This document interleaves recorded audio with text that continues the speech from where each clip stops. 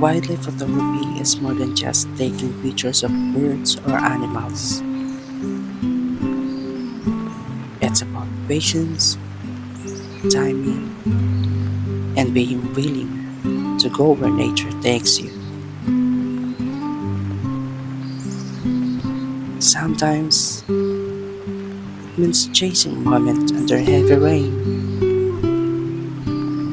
Basang-basa ka na, your camera bag is wet, and every ride feels harder.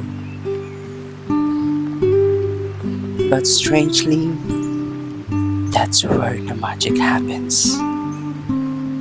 After the rain, the forest feels alive.